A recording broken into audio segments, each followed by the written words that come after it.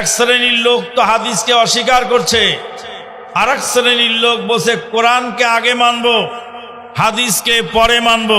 কিন্তু আল্লাহ বলছেন নবী নিজের তরফ থেকে কোনো কথা বলেন না যতক্ষণ পর্যন্ত ওহী নাজিল না হয়। বললাম উযুর শুরুতে 2 হাত ধুতে হবে, এটাও কোরআন থেকে বের করুন। যদি আয়াত নবীর উপরে নাজিল হয় তাহলে নবীর মাধ্যমে তো আয়াত বুঝতে হবে। আল্লাহ কোরআনে বলছেন মুর্দা হারাম, আর নবী হাদিসে বলছেন মরা মাছ হালাল। মদের গায়ে ইসলামী মদ। আল্লাহর সকল ক্ষমতার উৎস, আল্লাহ যা ইচ্ছা তাই করতে পারেন, জনগণ ক্ষমতার উৎস নয়। রাজতন্ত্রের রাজার বেটা রাজা হয়, আর গণতন্ত্রের দেশে রাজার বেটি রাজা হয়। নেতা শতবার পরিবর্তন হবে, কোনো লাভ হবে না। নেতা পরিবর্তনের আগে নীতি পরিবর্তন জরুরি। শেষ যেটা ফিতনা সেটা হলো সংগঠন করা হারাম। আহলে হাদিস আন্দোলন বাংলাদেশ, আসুন পবিত্র কুরআন ও সহিহ হাদিসের আলোকে জীবন গড়ি। ইন্নাল হামদালিল্লাহি ওয়াহদাহু ওয়াসসালাতু ওয়াসসালামু আলা মান লা নাবিয়্যা বা'দাহু নবিয়্যিনা মুহাম্মাদিন ওয়া মান দা'a বিদাওয়াতিহি ওয়াস্তান্না বিসুন্নতিহি ওয়া সারা আলা নাহজিহি ইলা ইয়াউমিদ্দিন, আম্মা বা'দ। قال الله تبارك وتعالى فليحذر الذين يخالفون عن أمره أن تصيبهم فتنة أو يصيبهم عذاب أليم. وقال النبي الأمين صلى الله عليه وسلم ألا إني أوتيت القرآن ومثله معه أو كما قال عليه الصلاة والسلام إلى آخر الحديث। যাবতীয় প্রশংসা সেই মহান আল্লাহ পাকের জন্য, যার অশেষ মেহেরবানিতে আহলে হাদিস আন্দোলন বাংলাদেশ, বাংলাদেশ আহলে হাদিস যুব সংঘ এবং তার অঙ্গ সংগঠন সমূহ কর্তৃক আয়োজিত বাৎসরিক এই তাবলীগী ইজতেমায় আমরা অংশগ্রহণ করার সুযোগ পেয়েছি। যে আল্লাহ পাক আমাদেরকে এই হকের কাফেলার সঙ্গে একাত্মতা ঘোষণা করে এই আন্দোলনে টিকে থাকার তৌফিক দান করলেন, তারই বারগাহে শুকরিয়া আলহামদুলিল্লাহ। দরুদ ও সালাম বর্ষিত হোক সেই নবী মুহাম্মদুর রাসূলুল্লাহ সাল্লাল্লাহু আলাইহি ওয়াসাল্লামের প্রতি, যিনি তার উম্মতকে সত্যের উপরে রেখে গেছেন, কোরআন এবং সহিহ সুন্নাহকে আমানত হিসাবে রেখে গেছেন এবং উম্মতকে সকল প্রকার ফিতনা থেকে সতর্ক করেছেন। মহান আল্লাহ পাক বলেন, আউযু বিল্লাহি মিনাশ শাইতানির রাজীম ফালইহযারিল্লাযীনা ইউখালিফুনা আন আমরিহি আন তুসিবাহুম ফিতনাতুন আও ইউসিবাহুম আযাবুন আলীম। আল্লাহ পাক বলছেন ওরা যেন সতর্ক হয়ে যায়, যারা আল্লাহ এবং তার রাসূলের বিধানকে লঙ্ঘন করে, আল্লাহ এবং তার রাসূলের বিধানের খেলাফ আমল করে, তারা যেন সতর্ক হয়ে যায়। তাদের জন্য 2টি জিনিস অপেক্ষা করছে, আন তুসিবাহুম ফিতনাতুন আও ইউসিবাহুম আযাবুন আলীম। তাদেরকে ফিতনা ধরবে, ফিতনায় তারা পতিত হবে, অথবা কঠিন আযাবের সম্মুখীন তারা হবে। আল্লাহ এবং তার রাসূলের নাফরমানি করলে মানুষ অবশ্যই ফিতনায় পতিত হয়। কিন্তু দুঃখজনক হলে সত্য, আমাদের দেশে কোরআন এবং হাদিসকে মানলে তাকে ফিতনাবাজ বলা হয়। কিন্তু আল্লাহর কোরআন বলছে, যারা আল্লাহ এবং তার রাসূলের খেলাফ করে তারাই ফিতনায় পতিত হয়। আন তুসিবাহুম ফিতনাতুন আও ইউসিবাহুম আযাবুন আলিম। ফিতনা একটি ভয়ানক জিনিস। মানুষ যখন ফিতনায় পতিত হয় অনেক ক্ষেত্রে ঈমান হারা হয়ে যায়। ফিতনার কারণে ফিতনা ফাসাদে পড়ে মানুষ ঈমান হারা হয়ে যায়। ফিতনা একটি ভয়ানক জিনিস। নবী সাল্লাল্লাহু আলাইহি ওয়াসাল্লাম কিয়ামত পর্যন্ত আগত উম্মতের উপরে যত ধরনের ফিতনা আসবে তার সম্পর্কে উম্মতকে সতর্কতা জানিয়েছেন। আজ থেকে প্রায় 1450 বছর পূর্বে সাইয়্যিদুল মুরসালিন নবী মুহাম্মদুর রাসূলুল্লাহ সাল্লাল্লাহু আলাইহি ওয়াসাল্লাম তিনি উম্মতকে বললেন, তারাকতু ফিকুম আমরাইন, তোমাদের জন্য দুটি জিনিস রেখে গেলাম, লাম তাদিল্লু, কঠিন কালেও তোমরা পথভ্রষ্ট হবে না, মা তামাসসাকতুম বিহিমা, যতদিন পর্যন্ত এই দুটো জিনিস আঁকড়ে ধরে থাকো। এতদিন পরে এসে আহলুল কোরআন নামক ফিতনা সমাজে প্রভাব বিস্তার করবে। সাইয়্যিদুল মুরসালিন প্রায় 1450 বছর পূর্বে বলে গেলেন, কিয়ামতের আগে এক শ্রেণীর লোক আসবে দুনিয়াতে যারা আরাম কেদারায় উপবিষ্ট হয়ে তারা বলতে থাকবে, বাইনানা ওয়া বাইনাকুমুল কোরআন ফামা ওয়াজাদনা ফীহি মিন হালালিন ইস্তাহলালনাহু ওয়া মা ওয়াজাদনা ফীহি মিন হারামিন হারামনাহু। আমাদের মাঝে কোরআন আছে, কোরআনের মধ্যে যেটা হালাল হারাম পাবো সেটাই আমরা গ্রহণ করব, হারামকে বর্জন করব, হালালকে গ্রহণ করব। হাদিসের কি প্রয়োজন? এরা আসলে আহলুল কোরআন, তাদেরকে নাম দিলেও এরা আহলে কোরআন নাম গ্রহণ করার অযোগ্য, কারণ তারা কোরআনকে অনুসরণ করে না। তাদের নাম হওয়া উচিত মুনকেরিনে হাদিস, হাদিসকে অস্বীকারী।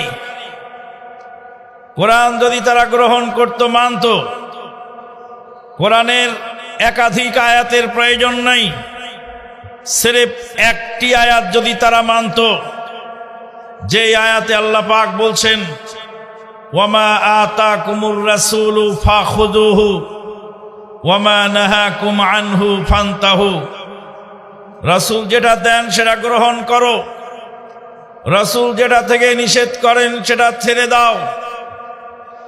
রাসূল সাল্লাল্লাহু আলাইহি ওয়াসাল্লামকে মানার জন্য, তার আনিত শরীয়তকে মানার জন্য আল্লাহ পাকের যেই অলঙ্ঘনীয় বিধান, এই একটি আয়াত যদি মানত তাহলে তারা হাদিসকে অস্বীকার করার দুঃসাহস করত না। এই মর্মে আরো অনেক আয়াত এবং হাদিস রয়েছে।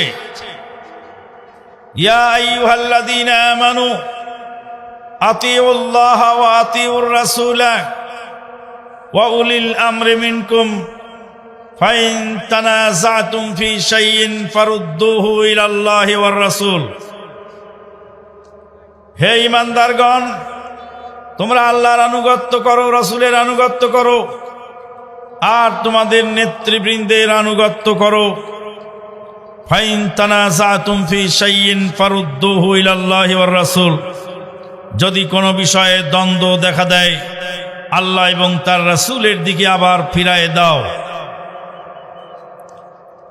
আল্লাহর নবী সাল্লাল্লাহু আলাইহি ওয়াসাল্লাম বললেন, আলা ওয়া ইন্নী উতীতুল কুরআন ওয়া মিসলুহু মাহু, সাবধান, সতর্ক থাকো, আমাকে কোরআন দেওয়া হয়েছে, কোরআনের মতো আরো কিছু দেওয়া হয়েছে, কোরআন এবং হাদিস দেওয়া হয়েছে। আল্লাহ পাক বলছেন, ওয়া আনজালনা আলাইকা যিকরা লিতুবাইয়িনা লিন-নাসি মা নুযিলা ইলাইহিম, হে নবী, তোমার কাছে জিকির নাজিল করেছি যাতে তুমি এই জিকিরকে মানুষের কাছে বর্ণনা করে দাও। মা নুযিলা ইলাইহিম, যা তাদের উপর নাজিল করা হয়েছে। নাজিলকৃত ওহীর বিধান কোরআন এবং সহিহ সুন্নাহ, নবী সাল্লাল্লাহু আলাইহি ওয়াসাল্লাম আল্লাহর অনুমতি ছাড়া, আল্লাহর নির্দেশ ছাড়া, আল্লাহর কাছ থেকে ওহী না আসা পর্যন্ত কোনো কথা বলতেন না। আল্লাহ পাক বলেন, ওমা ইয়ানতিকু আনিল হাওয়া ইন হুয়া ইল্লা ওয়াহয়ুন ইউহা, মুহাম্মদ সাল্লাল্লাহু আলাইহি ওয়াসাল্লাম নিজের পক্ষ থেকে কোনো কথা বলেন না যতক্ষণ পর্যন্ত তার কাছে ওহী না নিয়ে আসা হয়।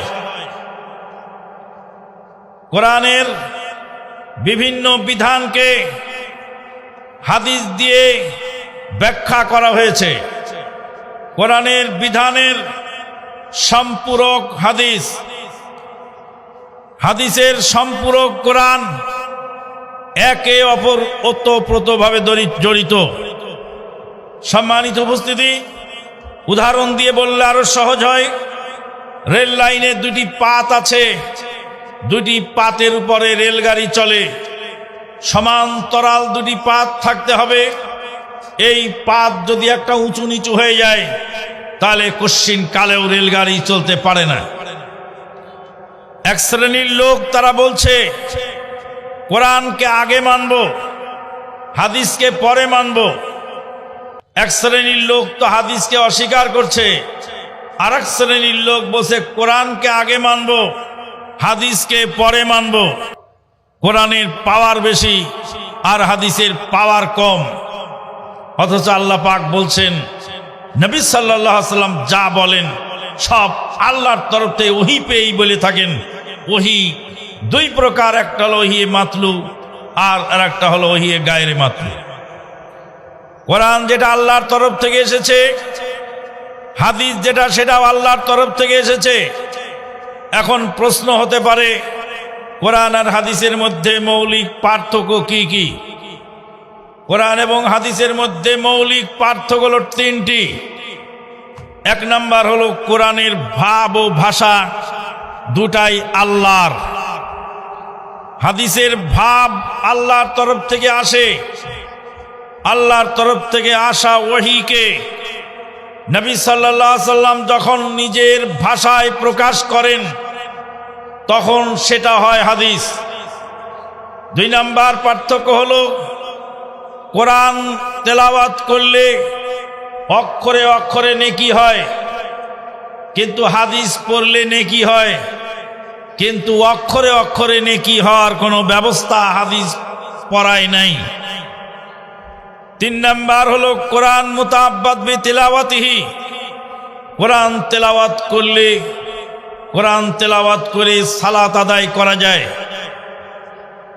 সূরা পড়ে, কেরাত পড়ে সালাত আদায় হয়, কিন্তু বুখারী শরীফ যদি খতম করে ফেলেন এক রাকাত সালাতে, তো সালাত হবে না।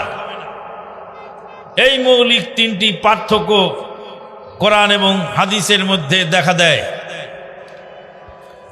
এক ভদ্রলোক বলছেন যে কোরআন তো আগে মানব, কোরআনের পাওয়ার বেশি, কোরআন আল্লাহর বাণী আর হাদিস নবীর বাণী। কিন্তু আল্লাহ বলছেন নবী নিজের তরফ থেকে কোনো কথা বলেন না যতক্ষণ পর্যন্ত ওহী নাজিল না হয়। কোরআন আগে মানবেন, হাদিস পরে মানবেন। ভদ্রলোকরে বললাম আগে উজুটা করেন।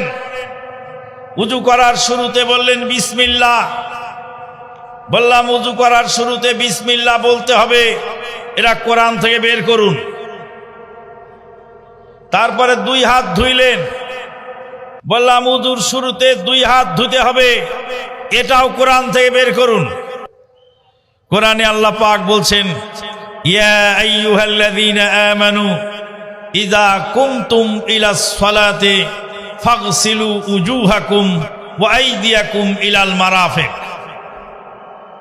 ওহে যারা ঈমান এনেছো, তোমরা যখন সালাতে দাঁড়াবার ইচ্ছা পোষণ করো, তখন তোমরা ফাগসিলু উজুহাকুম, তোমাদের মুখমণ্ডল ধৌত করো। আয়াতটা আবার একটু ভালো করে বুঝতে হবে। আল্লাহ পাক বললেন ইযা কুমতুম ইলাস সালাত, যখন সালাতে দাঁড়াও, সালাতে দাঁড়াবার আগেই উজু করতে হবে নাকি সালাতের কাতারে দাঁড়ায় উজু করবেন? আল্লাহ যে বললেন যে যখন সালাতে দাঁড়াও, আমাদের দেশের বা আরব দেশের এক শ্রেণীর আলেম ওলামারা বোঝেন যে মেসাক করতে হবে সালাতের কাতারে দাঁড়িয়ে। নবী সাল্লাল্লাহু আলাইহি ওয়াসাল্লাম বলছেন, লাউলা আনা শুক্কা আলা উম্মতি লা আমারতুহুম বিসসিওয়াকে ইনদা কুল্লি সালাত। যদি আমার উম্মতের জন্য কষ্ট মনে না করতাম, তাহলে প্রত্যেক সালাতের টাইমে মেসাক করার নির্দেশ দিতাম। তো সালাতের টাইমে মানে কি? সালাতে দাঁড়িয়ে। তো এই আয়াতের ব্যাখ্যা কি হবে? আল্লাহ যে বললেন ইযা কুমতুম ইলাস সালাতে ফাগসিলু উজুহাকুম, যারা কোরআন মানার দাবিদার ওদেরকে বলবো কাতারে দাঁড়াও, পানির বদনা নিয়ে, পানির পাত্র নিয়ে কাতারে দাঁড়াও, কাতারে দাঁড়িয়ে ওযু করো। কারণ আল্লাহ বলেন ইযা কুমতুম ইলাস সালাতে ফাগসিলু উজুহাকুম, মুখমণ্ডল ধৌত করো। হাত আগে ধুলেন কেন? হাত ধোয়ার দলিল তো হাদিসে, হাদিস তো পরে মানবেন, কোরআন তো আগে মানবেন। এইভাবে আর এক ভদ্রলোক বলছেন, আল্লাহ বলছেন ওয়াইদা কুরিয়াল কোরআনু ফাসতামিউ লাহু ওয়ানসিতু, যখন কোরআন পড়া হয় তখন মনোযোগ দিয়ে শোনো আর চুপ থাকো। আল্লাহ বলছেন চুপ থাকতে, আর নবী বলছেন লা সালাতা ইল্লা বিফাতিহাতিল কিতাব, সূরা ফাতিহা ছাড়া সালাত হবে না। তা আল্লাহ বলছেন চুপ থাকতে, নবী বলছেন ফাতিহা পড়তে। তা আমরা আল্লাহর কথা শুনবো, নবীর কথা শুনবো না? ভদ্রলোকরে জিজ্ঞেস করলাম, আয়াতটা কি তোমার দাদার উপর নাজিল হয়েছিল না নবীর উপর? কার উপর নাজিল হয়েছে আয়াত? নবীর উপরে। নবীকে বললেন আল্লাহ যখন কোরআন পড়া হয় তখন চুপ থাকো। নবী কি আয়াতের অর্থ বোঝেন নাই তাই ফাতিহা পড়তে বলেছেন, নাকি নবী আয়াতের অর্থ বুঝেছেন কিন্তু নবী আয়াতের তোয়াক্কা না করে আয়াত বিরোধী কথা বলেছেন? নাউযুবিল্লাহ মিন যালিক। তাহলে আয়াত তো বুঝতে হবে নবীর মাধ্যমে। আয়াতটা তো আপনি পেলেন তো নবীর মাধ্যমে। আয়াতটা আপনার বাড়িতে নাজিল হয় নাই, আপনার দাদা নানার উপরে নাজিল হয় নাই। আয়াত নাজিল হয়েছে নবীর উপরে। যদি আয়াত নবীর উপরে নাজিল হয় তাহলে নবীর মাধ্যমে তো আয়াত বুঝতে হবে। তার মানে ফাসতামিউ লাহু ওয়ানসিতু, মনোযোগ দিয়ে শোনো, চুপ থাকো। এই চুপ থাকা এই নির্দেশের সঙ্গে ফাতিহা পড়া না পড়ার কোনো সম্পর্ক নাই। কোরআনে বলছে চুপ থাকতে, হাদিসে বলছে ফাতিহা পড়তে। অতএব আমরা চুপ থাকবো, ফাতিহা পড়ব না। ভদ্রলোকরে বললাম আল্লাহ বলছেন হুররিমাত আলাইকুমুল মাইতাতু, তোমাদের জন্য মুর্দা খাওয়া হারাম। মরা গরু, মরা ছাগল, মরা মুরগি, মরা হাঁস, মরা কবুতর জবাই না করা পর্যন্ত খাওয়া হারাম। এখানে আর একটা কথা এসে যায়, মির্জা গোলাম মোহাম্মদ কাদিয়ানী সানাউল্লাহ অমৃতসরী রহেমাউল্লাহকে বলেছিলেন, যেটা আল্লাহ মারেন সেটা তোমরা খাও না, আর যেটা নিজেরা চাকু দিয়ে জবাই করে মেরে ফেলো ওটা খাও কেন? যেটা একাই মরে গেল ওটা কে মারলো? আল্লাহ মারলেন। আর যেটা চাকু দিয়ে তোমরা জবাই করলা ওটা কে মারলো? তুমি নিজে মারলা। তুমি যেটা নিজে মারো ওটা খাও, আর যেটা আল্লাহ মেরে দেয় ওটা খাও না কেন? সানাউল্লাহ অমৃতসরী রাহিমাহুল্লাহ বলছিলেন, বেয়াদবি মাফ করবেন, বলেন তোমরাও তো পাইপ লাগাও, সে পাইপ দিয়ে পানি বের হয়, আর আল্লাহ তো পাইপ সৃষ্টি করেছেন, সেই পানিতে পাইপে পানি বের হয়। তো নিজের তৈরি পাইপের পানি খাও, আল্লাহর সৃষ্টি পাইপের পানি খাও না কেন? হে তর্কবাগীশ, কোরআন হাদিসের সামনে কোনো তর্ক চলে না। কোরআন হাদিসের দলিলের সামনে কোনো মহারথী রথী কারো কথা চলবে না। সম্মানিত উপস্থিতি, তাহলে মুর্দা খাওয়া হারাম কোথায় পাওয়া গেল? কথা বলেন, কোথায় পাওয়া গেল? কোরআনে। মরা মাছ খাওয়া হালাল, দলিল কোথায়? মরা মাছ খাওয়া হালাল দলিল হাদিসে সহিহ জামেউস সাগীরে এসেছে। আল্লামা সুয়ুতী রাহিমাহুল্লাহ হাদিস সংকলন করেছেন। নবী সাল্লাল্লাহু আলাইহি সাল্লাম বলেন, উহিল্লা লানা মাইতাতান, আমার উম্মতের জন্য দুই প্রকার মুর্দা খাওয়া হালাল করা হয়েছে। দুই প্রকার মুর্দার মধ্যে ফাম্মাল মাইতাতানি ফাল জারাদু ওয়াল হুত। দুই প্রকার মুর্দার মধ্যে এক প্রকার মুর্দা হলো ফড়িং, বিদেশি ফড়িং, যেটাকে আমরা বলি পঙ্গপাল। বিদেশ থেকে বড় বড় ফড়িং এসে আমাদের গাছের পাতা ফসল সব খেয়ে শেষ করে, এদেরকেই বলা হয় জারাদ। উর্দুতে বলা হয় টিড্ডি, বাংলায় বলা হয় পঙ্গপাল। আল্লাহ নবী সাল্লাল্লাহু আলাইহি সাল্লাম বলছেন, এই ফড়িং মারা গেলেও খাওয়া হালাল। মরা মাছ মরে গেলেও হালাল। মরা মাছ জবাই করার সিস্টেম নেই। মুফতি মহোদয়কে বললাম, আল্লাহ কোরআনে বলছেন মুর্দা হারাম, আর নবী হাদিসে বলছেন মরা মাছ হালাল। ওখানে যেহেতু ফাতেহা ছেড়ে দিয়েছেন, এবার মরা মাছ খাওয়াও ছেড়ে দেন, আর ফতোয়া দিয়ে দেন মরা মাছ খাওয়া যাবে না, কারণ মরা মাছ খাওয়ার দলিল হাদিসে, আর মুর্দা খাওয়া হারাম দলিল কোরআনে।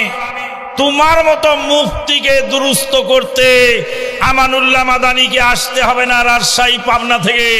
এদেশের মাছের ব্যাপারীরাই তোমাকে কিলায় সুদা করে ফেলবে, খালি ফতুয়াকে দিয়ে দেখো।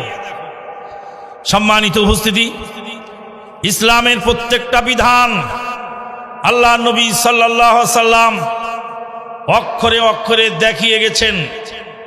আল্লাহ পাক বলছেন, আকিমুস সালাতা ওয়া আতুজ যাকাত, সালাত কায়েম করো, যাকাত প্রদান করো।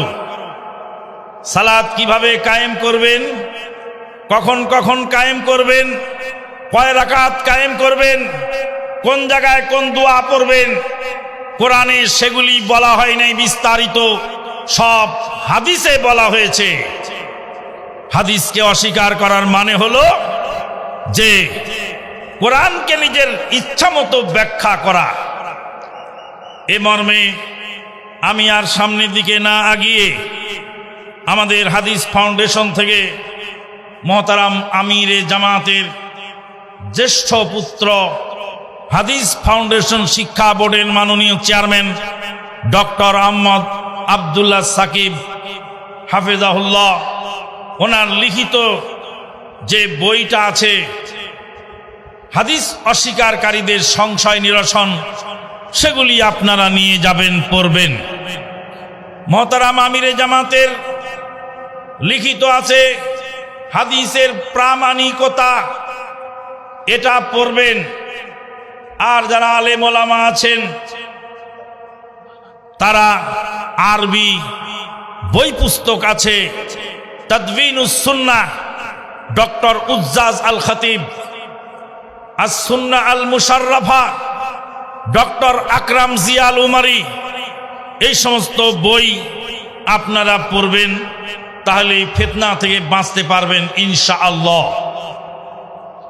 সম্মানিত উপস্থিতি, দ্বিতীয় ফিতনা সম্পর্কে যেটা আলোকপাত করার জন্য নির্দেশ দেওয়া হয়েছে তা হলো এই প্রচলিত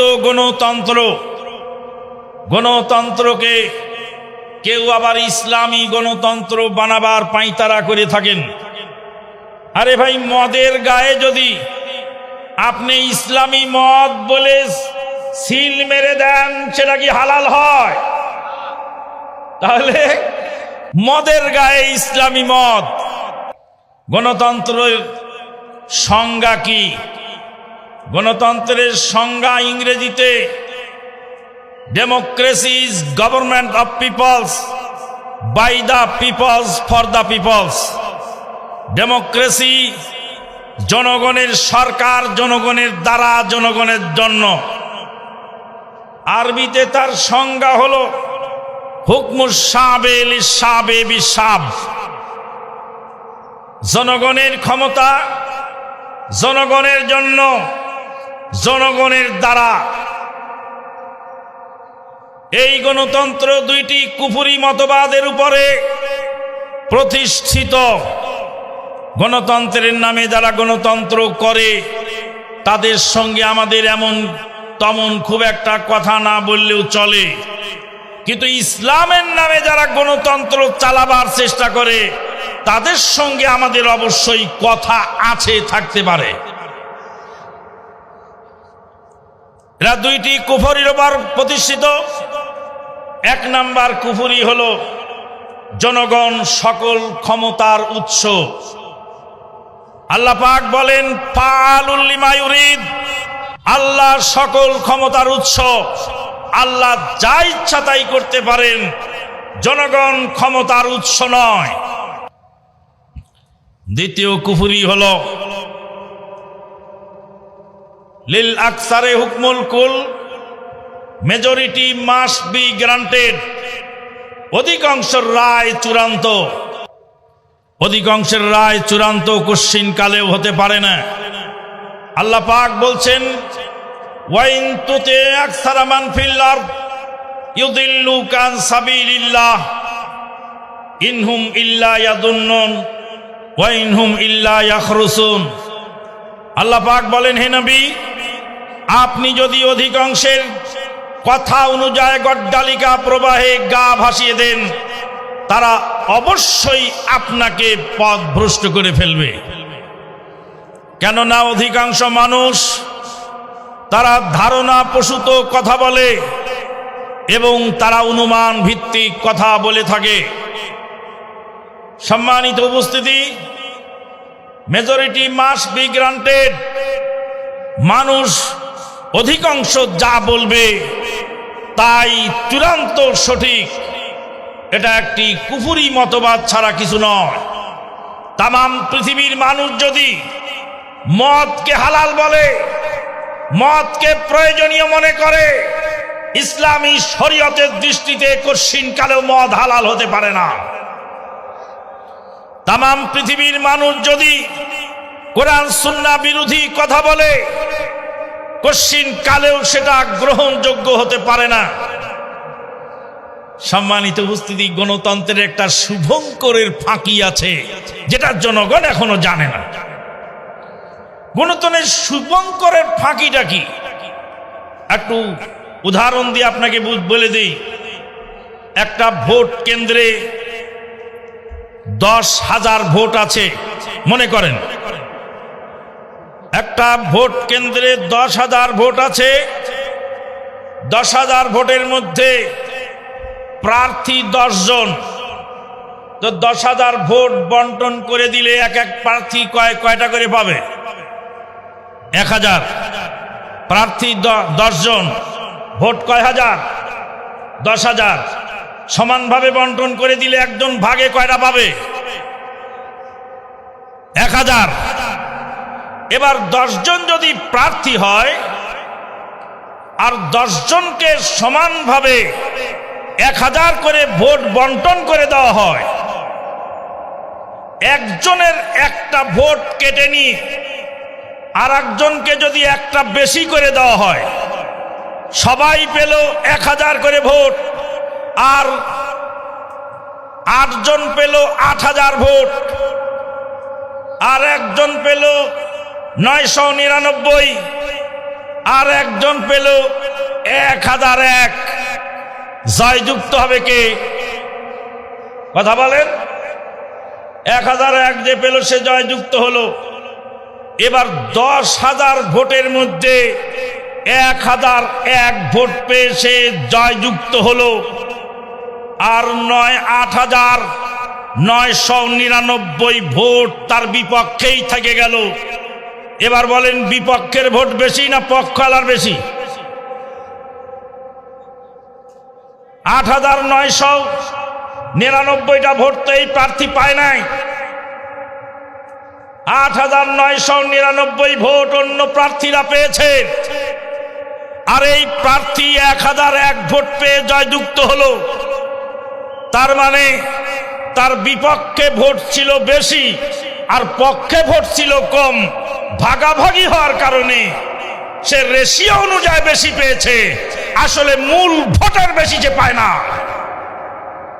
এটা হলো গণতন্ত্রের শুভঙ্করের ফাঁকি। গণতন্ত্রের নির্বাচন দেখেছি আমরা, গণতন্ত্রের শাসন দেখেছি।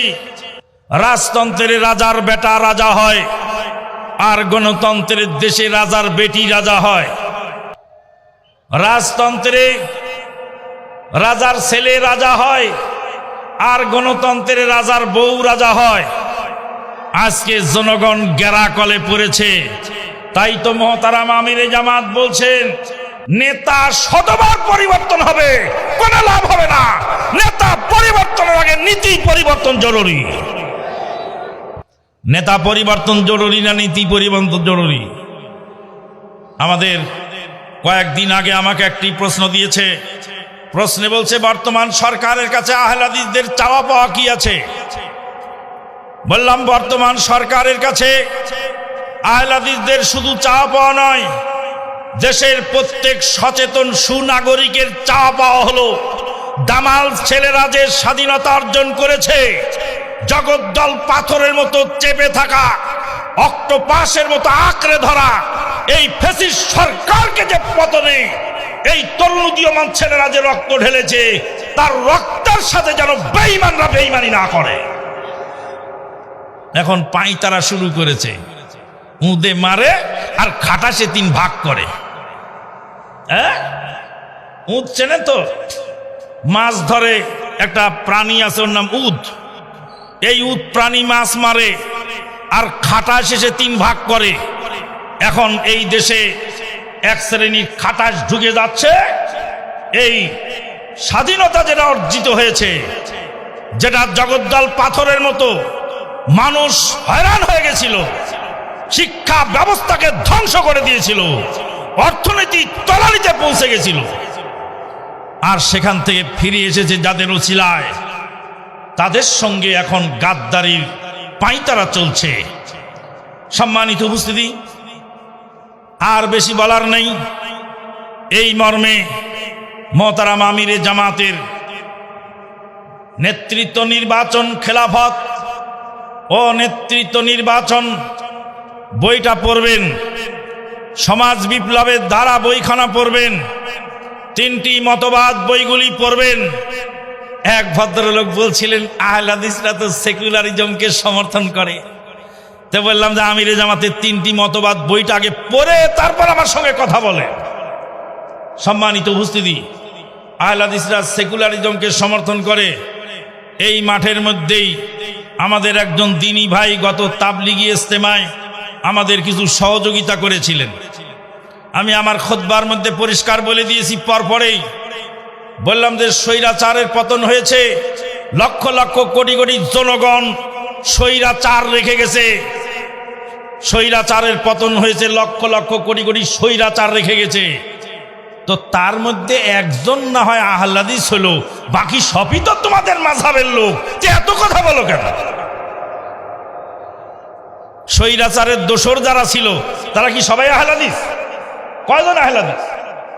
যেই ভাইয়ের নাম উল্লেখ করা হচ্ছে ওই ভাইকে আহলে হাদিস আমরা ধরেই নিলাম।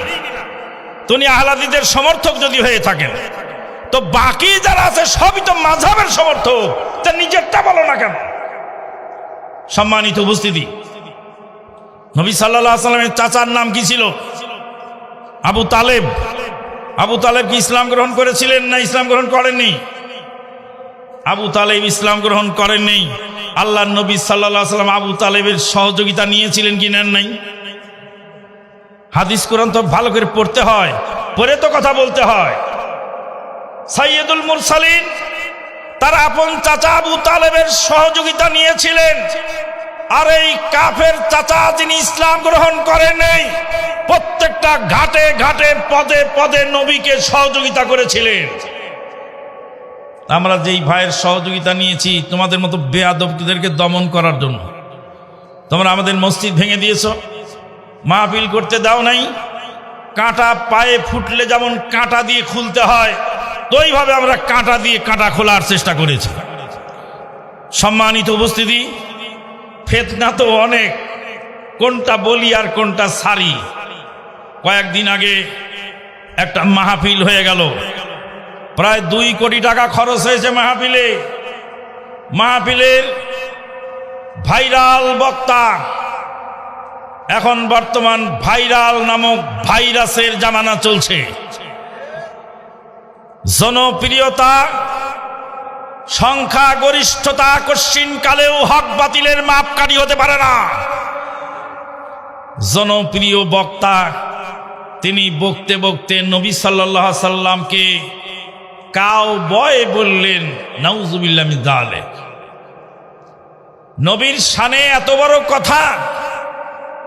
তৃতীয় যে বিষয় আমাকে দেওয়া হয়েছে, যে নবী সাল্লাল্লাহু আলাইহি ওয়াসাল্লামের মর্যাদাহানি, নবীর মর্যাদাহানি করেছে অনেক কুলাঙ্গার। এদেশের মাটিতে দাউদ হায়দার নামক এক কুলাঙ্গার এসেছিল। স্বাধীনতা যুদ্ধের পরেই নবীর বিরুদ্ধে একটা জঘন্য কবিতা লিখেছিল। এদেশের মানুষ আন্দোলনের মুখে এই দাউদ হায়দারকে দেশ থেকে ছাড়া করেছে। আজও পর্যন্ত দাউদ হায়দার দেশে ফিরতে পারেনি। তদানীন্তনকালের প্রেসিডেন্ট শেখ মুজিবুর রহমান সাহেবের কাছে প্রাণ ভিক্ষা চেয়েছিলেন। তিনি বলছিলেন, কুলাঙ্গার, তুই নবীকে গালি দিয়েছিস, তোর প্রাণ ভিক্ষা আমার দেশে নাই। সম্মানিত উপস্থিতি, এইভাবে যুগে যুগে কালে কালে নবীকে গালি দিয়েছে অনেক কুলাঙ্গার এসেছে। কিন্তু কোন আলেম যদি নবীর সম্মান বিরোধী কথা বলে, আমরা তাকে বরদাস্ত করতে পারি না। তবে এ কথা বলতে পারি না যে এর মাথার দাম 10 লাখ টাকা। আর এক মাজার ভক্ত সকাল বিকাল নবীকে গালি দিচ্ছে, তারা কিন্তু আবার তার মাথার মূল্য ধার্য করেছে। আমরা বলি ভুলকে আমরা ভুল বলি, শুদ্ধকে শুদ্ধ বলি, ভুলকে আমরা কশ্চিনকালেও মেনে নিতে রাজি নই। সেই জনপ্রিয় বক্তা নবী সাল্লাল্লাহু আলাইহি ওয়াসাল্লামের স্ত্রী মা খাদিজা রাদিয়াল্লাহু তাআলা আনহা সম্পর্কে যেই কটু মন্তব্য করেছিলেন, আমরা তার সংশোধনী দিয়ে পরিষ্কার ভাষায় প্রতিবাদ করে বলেছি, মা খাদিজা রাদিয়াল্লাহু তাআলা আনহার শানে এগুলি যায় না। আল্লাহ এবং তার রাসূল নবী সাল্লাল্লাহু আলাইহি ওয়াসাল্লামের পরিবার সাহাবায়ে আজমাইনের মান শান যদি ক্ষুণ্ণ হয়, দুনিয়ার কোন মহারথীকে আমরা দেখতে চাই না বা ছাড় দিতে চাই না। আপনার মর্যাদা আমার কাছে ততক্ষণ পর্যন্ত আছে যতক্ষণ পর্যন্ত নবীর মর্যাদা আপনার কাছে আছে। আমরা সাহাবায়ে কেরামকে ভালোবাসি, নবীর চেয়ে বেশি নয়। আলী ইবনে আবি তালেবকে ভালোবাসি, উসমান ইবনে আফফানের চেয়ে বেশি নয়। উসমান ইবনে আফফান রাদিয়াল্লাহু তাআলা আনহুকে ভালোবাসি, উমরে ফারুক রাদিয়াল্লাহু তাআলা আনহুর চেয়ে বেশি নয়। উমরে ফারুক রাদিয়াল্লাহু তাআলা আনহুকে ভালোবাসি, সিদ্দিকে আকবরের চেয়ে বেশি নয়। নবী সাল্লাল্লাহু আলাইহি ওয়াসাল্লাম সিরিয়াল করে বলছেন, আমার উম্মতের শ্রেষ্ঠ ব্যক্তি আবু বকর সিদ্দিক। অবশ্যই উমর ফারুক রাদিয়াল্লাহু তাআলা আনহুর তুলনায় সিদ্দিকে আকবর বেশি ভালোবাসার হকদার। অবশ্যই সাহাবীদের তুলনায় নবী সাল্লাল্লাহু আলাইহি ওয়াসাল্লাম বেশি ভালোবাসার হকদার। আমরা ইমাম আবু হানিফা রাহিমাহুল্লাহকে ভালোবাসি, মুহাম্মদ ইমাম চতুষ্টয়কে ভালোবাসি, কিন্তু কোন সাহাবীর চেয়ে তাকে বেশি ভালোবাসতে রাজি নই। আব্দুল কাদের জিলানী রাহিমাহুল্লাহকে ভালোবাসি, কিন্তু সাহাবীদের মর্যাদার সমতুল্য তাদেরকে মনে করি না।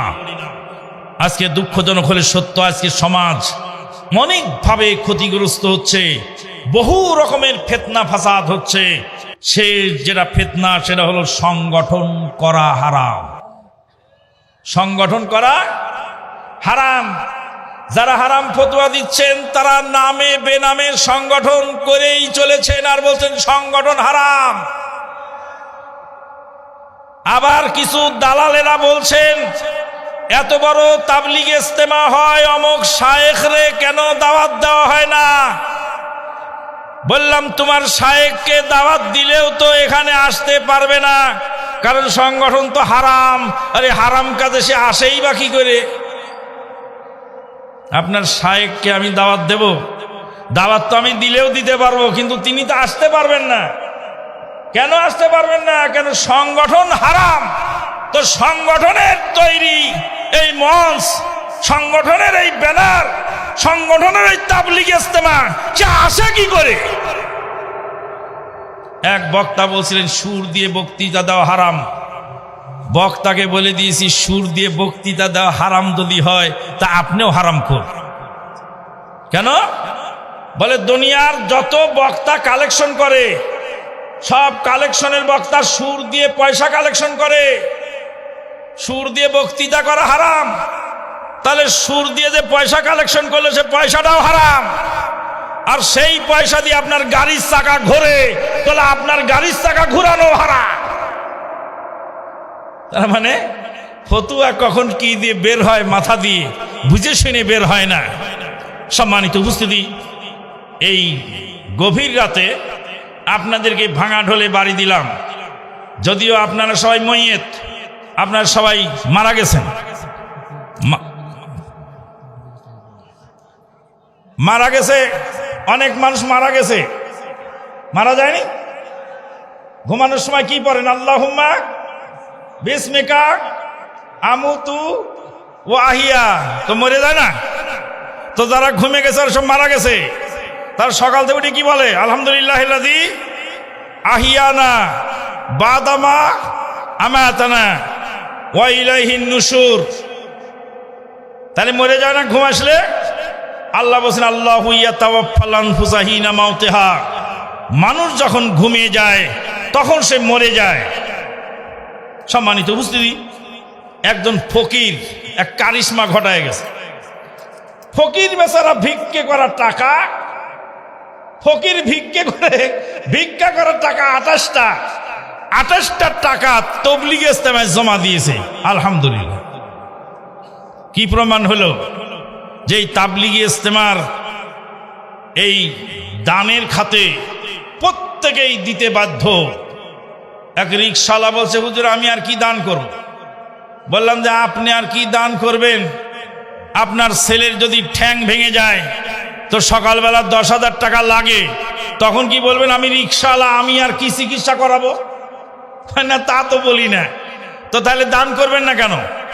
আর একজন লাখ লাখ টাকা দান করবে, আপনি রিকশাওয়ালা অন্তত পক্ষে কিছু তো দান করবেন। ডানে বামে স্টল আছে, স্টলে বিভিন্ন বই আছে। মোহতারাম আমিরে জামাতের নতুন নতুন বই এসেছে, সূরা বাকারার তাফসীর নতুন এসেছে, আরো অন্যান্য বই নতুন এসেছে। স্টলগুলিতে দেখে নিবেন। আর আমাদের একটা বই নতুন এসেছে, বইটার নাম হলো লানত। আজকে মানুষ গালাগালি বেশি বাড়িয়ে দিয়েছে। রাস্তাঘাটে গালাগালি, রেলে স্টিমারে গালাগালি, বাজারে গালাগালি, ওয়াজের স্টেজে গালাগালি, সব জায়গায় গালাগালি সরাসরি। এই লানত সম্পর্কে একটা নতুন বই আসছে, সেগুলি সংগ্রহ করবেন, পড়বেন। আল্লাহ পাক আপনাদেরকে কবুল করুন, আল্লাহুম্মা আমিন। শেষ জীবন পর্যন্ত আহলে হাদিস আন্দোলনের পতাকা তলে আল্লাহ পাক যেন থাকার তৌফিক দান করেন, আল্লাহুম্মা আমিন। মোহতারাম আমিরে জামাত সহ তার সঙ্গী সাথী যারা আছেন তারা প্রত্যেকেই যেন আহলে হাদিস আন্দোলনের এই হালকে কোরআন সুন্নাহ ভিত্তিতে ধরে রাখার শক্তি পায়। আল্লাহ তৌফিক দান করেন। কোনো অবস্থাতেই কোনো চক্রান্তে কোনো বিভ্রান্তি যেন এর মধ্যে না ঢুকতে পারে। আল্লাহ পাক কবুল করুন, আল্লাহুম্মা আমিন। ওয়া আখিরু দাওয়ানা আনিল হামদুলিল্লাহি রাব্বিল আলামিন। আসসালামু আলাইকুম ওয়া রাহমাতুল্লাহি ওয়া বারাকাতুহু।